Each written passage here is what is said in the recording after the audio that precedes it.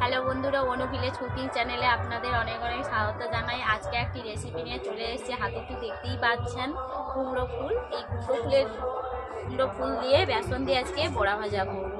তার রেসিপিটি প্রথম থেকে শেষ পর্যন্ত দেখতেই থাকুন, স্কিপ না করে দেখবেন। পুরো ভিডিওটা ভালো লাগলে লাইক করবেন এবং শেয়ার করে সাবস্ক্রাইব করে দেবেন। যে সকল নতুন বন্ধুরা আমার ইউটিউব চ্যানেলে এখনও নতুন, প্রত্যেক দিনে আমার রেসিপি আগে পাওয়ার জন্য আমার চ্যানেলটিকে আগে সাবস্ক্রাইব করে নেবেন এবং ফেসবুক থেকে দেখলেন ফেসবুক পেজটিকে ফলো করে দেবেন।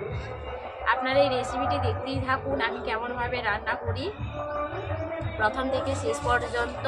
আমি প্রথমে কুমড়ো ফুলগুলোকে এইভাবে ভেঙে নিচ্ছি। দেখতেই পাচ্ছেন কুমড়ো ফুলগুলোকে এইভাবে আমি ডোগা ভেঙে নিচ্ছি। ফুলগুলোকে নিয়ে নিচ্ছি, ডাঁটাগুলোকে নেব না, ডাঁটা দিয়েই বড়া ভাজা করব। দেখে নেবেন ভালো করে কুমড়ো ফুল তো এইভাবে কুমড়ো ফুলকে ছাড়ানোর সময় দেখে নেবেন ভালো করে পোকা টাকা আছে কিনা, এইভাবে ঝেড়ে ঝেড়ে নিয়ে নেবেন। দেখতেই পাচ্ছেন আমি এইভাবে কুমড়ো ফুলগুলোকে তুলে নিচ্ছি।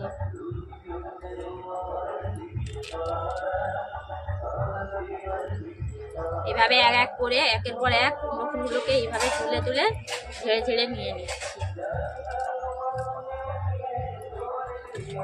এরপর কুমড়ো ফুলগুলোকে সবগুলোকে একই সঙ্গে নিয়ে নিচ্ছি।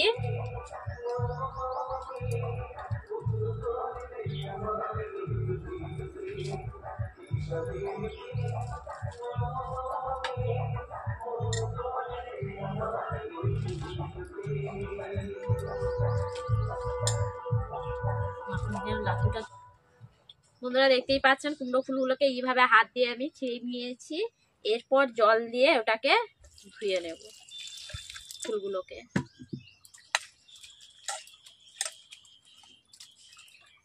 ভালো করে ধুয়ে নিচ্ছি। এরপর হাত দিয়ে এইভাবে চিড়ে নিচ্ছি। ফুল থেকে জলটাকে ভালোভাবে নিগড়ে নিচ্ছি। এরপর ফুলগুলো নিয়ে নিয়েছি, দেখতেই তো পাচ্ছেন।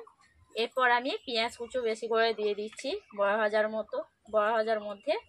যেহেতু বড়া ভাজা করব তার জন্য বেশি করে পেঁয়াজ নিয়ে নিলাম।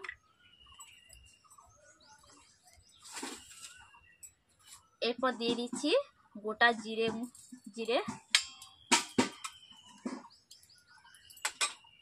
দিয়ে দিচ্ছি হলুদ গুঁড়ো, দিচ্ছি লঙ্কা গুঁড়ো,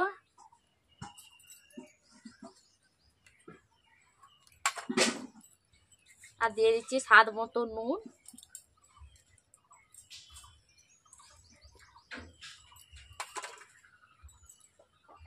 আর দিয়ে দিচ্ছি বেসন।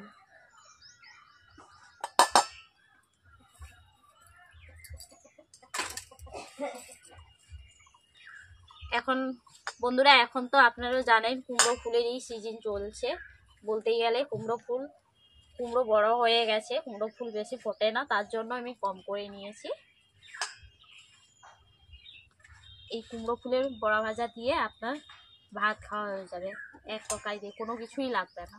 গরম গরম বড়া ভাজা আর গরম গরম ভাত। বন্ধুরা দেখতেই পাচ্ছেন সবগুলো উপকরণ দিয়ে এইভাবে হাত দিয়ে আমি মেখেই নিয়েছি প্রথমে। তারপর অল্প করে আমি জল নিয়ে নিচ্ছি, বেশি জল দেব না। আপনারা তো জানেন কুমড়ো ফুল থেকে জল বেরায়, বেশি একটা দিলে। বন্ধুরা দেখতেই পাচ্ছেন আমি হাত দিয়ে ভালোভাবে মেখে নিচ্ছি। 1 থেকে 2 মিনিট আমি মেখে নিচ্ছি ভালোভাবে। দেখতেই পাচ্ছেন আমার মাখানো কেমনভাবে হয়েছে বড় ভাজার জন্য।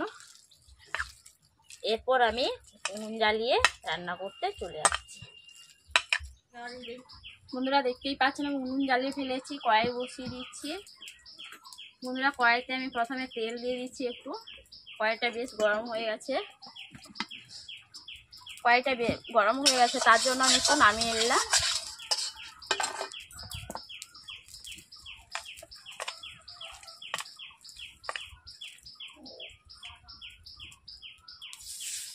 এরপর বড়া ভাজাগুলো দেখতেই পাচ্ছেন আমি অল্প অল্প করে এইভাবে দিয়ে দিচ্ছি।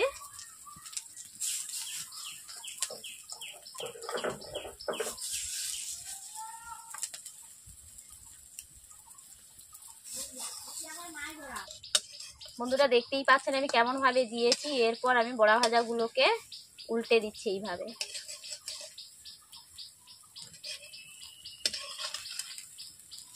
বড়া ভাজা যাতে বেশি জ্বালানি না লেগে যায় তার জন্য খেয়াল রাখবেন।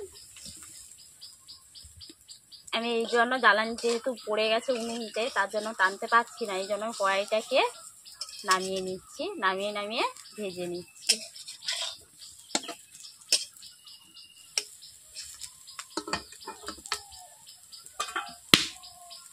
বন্ধুরা দেখতেই পাচ্ছেন বাটি দিয়ে এইভাবে চিপড়ে নিচ্ছি যাতে বড়া ভাজাগুলো মোটা না থাকে, সরু সরু হয়ে যায়। এইভাবে আমি বড়াগুলোকে চিপড়ে নিচ্ছি ভেতর।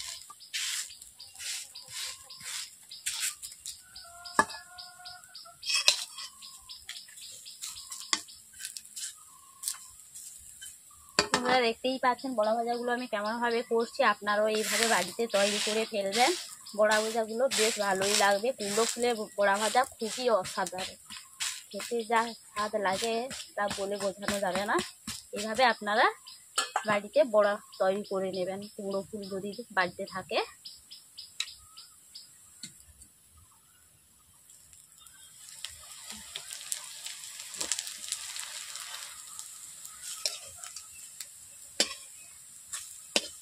এই কুমড়ো ফুলের বড়া ভাজা 5 থেকে 6 মিনিটের মধ্যে, খুব কম সময়ের মধ্যে ঘরোয়া মশলা দিয়ে এই বড়া ভাজা রান্না করা যায়। বেশি কোনো উপকরণই লাগবে না।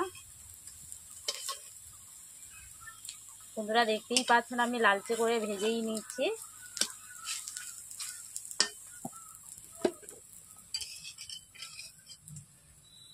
বন্ধুরা আমার বড়া ভাজা রান্না করে আজকে কমপ্লিট হয়ে গেছে। কেমন হয়েছে বড়া ভাজাগুলো তা অবশ্যই কমেন্ট করতে ভুলবেন না। ভালো লাগলে লাইক করবেন এবং শেয়ার করে সাবস্ক্রাইব করে দেবেন। বন্ধুরা দেখতেই পাচ্ছেন আমার বড়া ভাজাগুলো কমপ্লিট হয়ে গেছে। আমি থালাতে টেনে নিচ্ছি এক এক করে, আস্তে আস্তে টেনে নিচ্ছি বড়া ভাজাগুলো যাতে ভিজে না যায়।